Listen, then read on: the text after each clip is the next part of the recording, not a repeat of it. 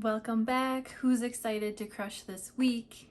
Before I jump into today's topic, my top 3 tips for tracking inside of MyFitnessPal, I just want to say thank you for being here and spending this few minutes with me each Monday. It really means the world to me, and I really hope that you find it as valuable as I do. I actually created a step-by-step guide on how to track inside of MyFitnessPal, so if you would like that, I will go ahead and link that in the description below. It costs you nothing. But as far as today, my top 3 tips on tracking inside of MyFitnessPal. Tip number 1 is just simply going to be start tracking. Oftentimes people want to intuitively eat, right? I'm sure you've heard this at some point before. The thing about intuitively eating is how can we truly intuitively eat if we haven't taken the time to understand what the demands of our bodies are and what that breaks down to relative to our calorie consumption as opposed to our calorie output. It's super important that we gain an awareness around these things before we can move into an intuitive eating style. Speaking from experience, I generally intuitively eat, but I still have to go back to tracking time and time again just to refocus and reset. Mostly because of how we've been conditioned to view food, I tend to undereat when I'm not tracking and I'm just going based off of feel.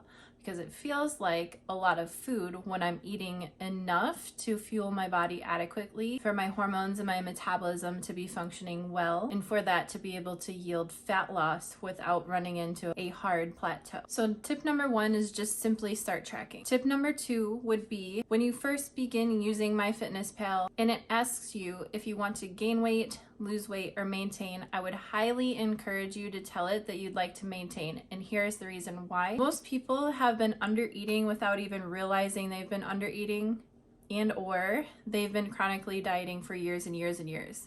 Until we reestablish a base at maintenance, it's going to be extremely hard to see fat loss or for that fat loss to be sustainable. How many times have you thought to yourself, I know what to do, I just need to go back to doing insert name of whatever protocol? Probably sounds super familiar, right?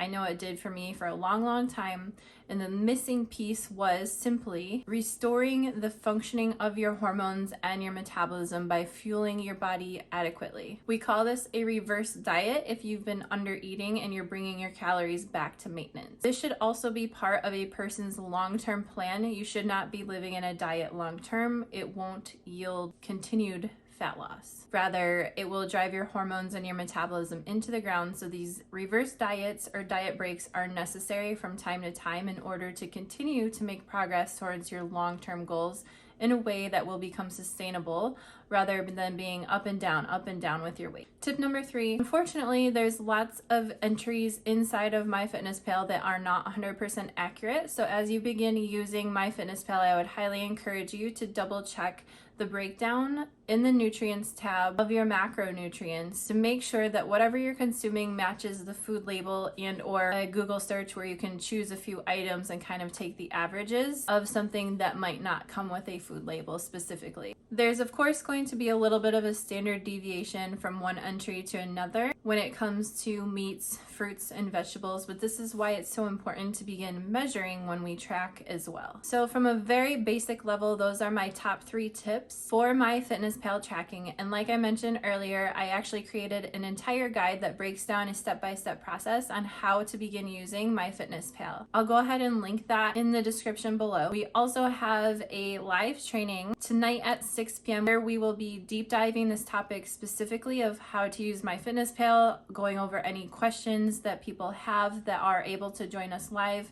We actually even have a surprise giveaway in honor of Christmas, as 'tis the season for gifts. So we're actually going to gift this beautiful baby pink Michael Kors wristlet. It is new, obviously, with the tag. We wouldn't give something away that was not new with the tag. It has all the, authentic Michael Kors stuff in there. So join us live with your video on tonight's training, 6 p.m. and you will have the chance to enter to win this just by simply showing up.